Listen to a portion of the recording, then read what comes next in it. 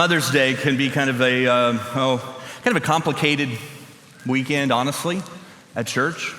Because on one hand, we want to really celebrate moms, and we want it to be a very joyful weekend. And yet, on the other hand, what we also know is that there are a lot of moms and people with moms that are struggling and hurting. The video we showed kind of captured that.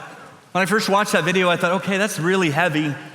That's a really heavy Mother's Day video, and yet what I just couldn't get away from when I watched that video is it really reflects what Scripture does when it talks to us about moms, right? If you read through Genesis, which is what we're studying in church right now, what you find in the book of Genesis and really throughout the whole of Scripture is that it's hard and it's complicated and messy, and you read about these women in Scripture who are not like these picture-perfect women.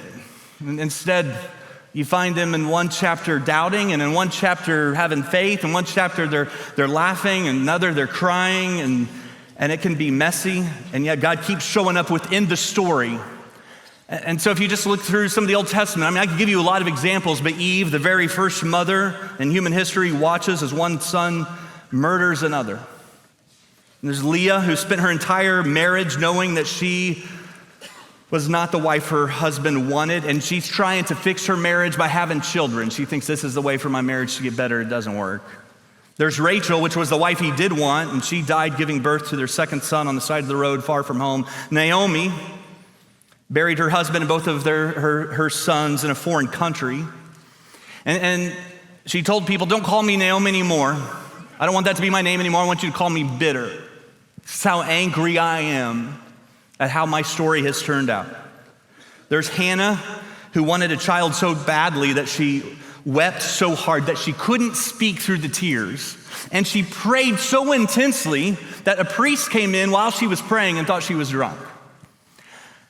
And I could keep going because the Bible keeps going. There's just one story after another. Scripture never gives us one example of a picture-perfect family. It's not one.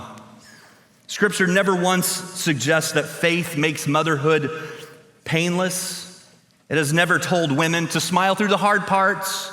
And your role as a mom, especially in spiritual settings, is when somebody asks you if you're good, your role is to say, that's fine, even when it's not fine. The Bible does not teach that. It has never cleaned up the mess or softened the edges. It's never given us these tidy women that have it all together. And so I'm not going to do that today either.